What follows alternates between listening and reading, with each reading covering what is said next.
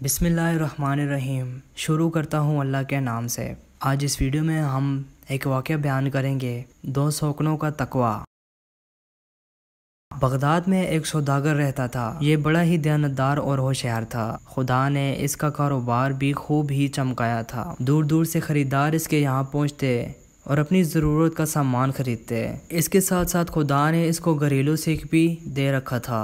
اس کی بیوی نہایت خوبصورت، نیک اور ہوشیار، سلیقہ مند تھی۔ سوداگر بھی دل و جان سے اس کو چاہتا تھا اور بیوی بھی سوداگر پر جان چھڑکتی تھی اور نہایت عیش و سکون، میل محبت کے ساتھ ان کی زندگی بسر ہو رہی تھی۔ سوداگر کاروباری ضرورت سے کبھی کبھی باہر بھی جاتا اور کئی دن گھر سے باہر سفر میں گزارتا۔ بیوی یہ سمجھ کر کہ یہ گھر سے غائب رہتا ہے، کاروباری ضرورت سے ہوتا ہے، مطمئن رہتی۔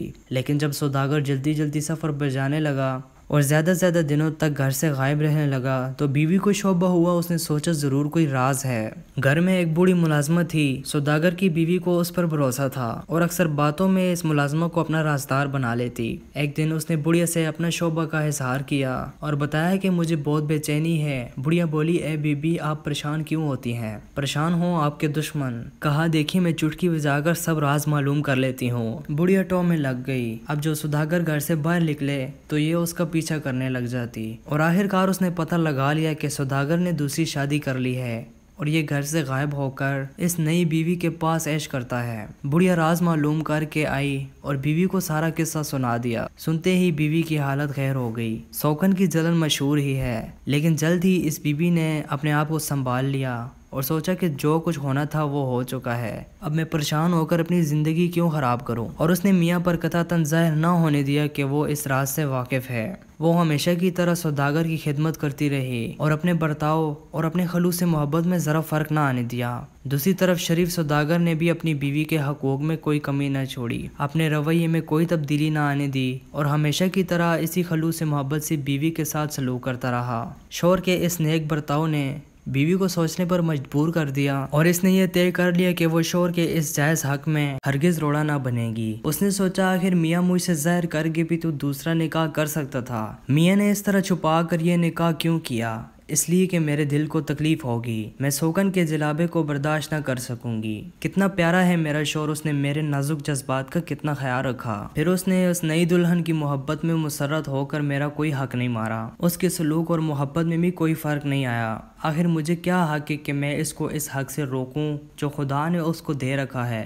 مجھ سے زیادہ نہ شکرا اور نالائق کون ہوگا جو ایسے مہربان شوہر کے جائز جذبات کا لحاظ نہ کرے اور اس کے دل کو تکلیف پہنچائے۔ بیوی یہ سوچ کر بالکل ہی مطمئن ہو گئی۔ سوداگر اپنی بیوی کو خوشگوار سلوک اور محبت کا برتاؤ دیکھ کر یہی سمجھتے رہے کہ شاید خدا کی اس بندی کو یہ راز معلوم نہیں، اور بری احتیاط کرتے رہے کہ کسی طرح معلوم نہ ہونے پائے، اور دونوں ہنسی خوشی، پیار اور محبت کی زندگی گزارتے رہے۔ آخر کچھ سالوں کے بعد سوداگر کی زندگی کے دن پورے ہوئے اور انتقال ہو گیا۔ سوداگر نے چونکہ دوسری شادی شہر سے دور بہت خاموشی سے کی تھی، اس لیے اس کے رشتہ داروں میں سے کسی کو بھی یہ راز معلوم نہ تھا۔ سب یہی سمجھتے رہے کہ سوداگر کی بس یہی ایک بیوی ہے۔ چنانچہ جب ترکے کی تقسیم کا وقت آیا تو لوگوں نے یہی سمجھ کر تقسیم کیا کہ اس نیک بیوی کو اس کا حصہ دے دیا جائے۔ چنانچہ جب ترکے تقسیم کا وقت آیا تو لوگوں نے یہی سمجھ کر ترکہ تقسیم کیا اور اس نیک بیوی کو اس کا حصہ دے دیا۔ سوداگر کی بیوی نے بھی حصہ لے لیا اور یہ پسند نہ کیا کہ میرے مرے ہوئے شوہر کے اس راز کو فاش کرے جو زندگی بھر سوداگر نے لوگوں سے چھپایا۔ لیکن اس نیک بیوی نے یہ راز گوارا نہ کیا کہ وہ سوداگر کی دوسری بیوی کا حق مار بیٹھے۔ بے شک کسی کو یہ خبر نہ تھی اور نہ اس کی طرف سے کوئی دعویٰ کرنے والا تھا، لیکن اس خدا کو تو سب کچھ معلوم تھا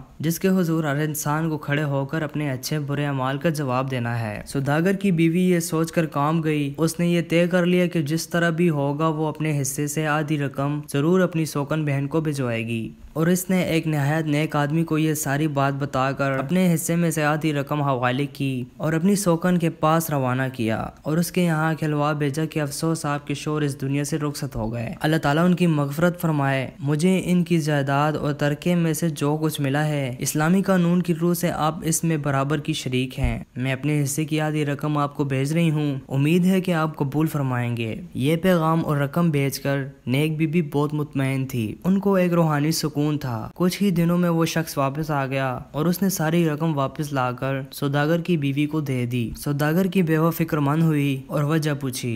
कासिद ने जेब से एक खत निकाला और कहा कि इसको पढ़ लीजिए, इसमें सब कुछ लिखा है, आप फिक्रमंद ना हो। उस खत में यह था कि प्यारी बहन, आपके खत से यह मालूम करके बड़ा रंज हुआ कि आपके अच्छे शौहर का इंतकाल हो गया और आप इनकी सरपरस्ती से महरूम हो गईं। खुदा इनकी मग़फ़िरत फरमाए और उन पर अपनी रहमतों और हनायतों की बारिश फरमाए। मैं किस दिल से आपका खुलूस व एहसार का शुक्रिया अदा करूं। आपने इनके तरके में से अपने हिस्से की आधी रकम मुझको भेजी।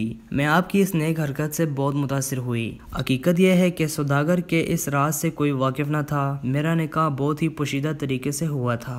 मुझे तो यकीन था कि आपको भी इसकी खबर नहीं है और मैं क्या खुद सौदागर मरहूम भी यही समझते रहे कि आपको इस दूसरी शादी की इतला नहीं है। अब आपके इस खत से ये राज खुला कि आप हमारे राज से वाकिफ थीं। सोकन की जलन तभी बात है। आपको जरूर इस वाक़े से तकलीफ पहुंची होगी, लेकिन अल्लाह अकबर, आपका सब्र ज़द। हकीकत यह है कि आपने सब्र से काम लिया, इसकी नज़ीर नहीं मिल सकती। कभी इशारे किनारे से भी तो आपने ये ज़ाहिर नहीं होने दिया कि आप हमारी इस खुफिया शादी से वाकिफ हैं। आपका ये एहसार सब्र तहम्मुल वाकई हैरत अंगेज है। मैं तो आपके इस कमाल से इंतहाई मुतासिर हूँ। दौलत के लिए लोग क्या कुछ नहीं करते, लेकिन आफरीन आपकी ईमानदारी को ये जानते हुए कि मेरा निकाह राज में है और किसी को भी इस राज के बारे में मालूम नहीं, मगर आपने मोहिस खुदा के खौफ से मेरे हक का ख्याल रखा और अपने हिस्से में से आधी रकम मुझे भेज दी। खुदा के हाजिर नाजिर होने का यकीन हो तो ऐसा हो और खुदा के बंदों के हकूक अदा करने का जज्बा हो तो ऐसा हो। ये सही है कि सौदागर मरहूम ने मुझसे निकाह किया था और ये भी सही है कि वो मेरे पास आकर कई कई दिनों तक रहते थे। मैं इस खत के साथ आपकी बेमिसाल मोहब्बत, इनायत, इसार और खलूस और हमदर्दी का फिर से शुक्रिया अदा करती हूँ। वस्सलाम, आपकी बहन। सौदागर की बीवी ने इस खातून का ये खत पढ़ा तो बहुत मुतासिर हुई और इसकी सच्चाई, दयानत और नेकी ने इसके दिल में घेर कर लिया और फिर इन दोनों में मुस्तकिल तौर पर खलूस, मोहब्बत और रिफाकत का रिश्ता कायम हो गया। इस वाक़े से हमें यह सबक मिलता है कि सौदागर की पहली बीवी कितनी नेक, दयानतदार और सब्र करने वाली थी। उसने अपने शौहर की दूसरी शादी होने के बावजूद भी अपने शौहर को पता न चलना दिया कि वो इस राज से वाकिफ है। बस सब्र व तहम्मुल से काम लिया और अपनी ज़िंदगी बसर करने लगी। और जब पहली बीवी ने दूसरी बीवी का खत पढ़ा तो उसकी सच्चाई, दयानतदारी और नेकी से इंतहाई मुतासिर हुई। ज़िंदगी तब बेहतर होती है जब आप खुश होते हैं, लेकिन ज़िंदगी तब बेहतरीन होती है जब आपकी वजह से कोई दूसरा खुश होता है।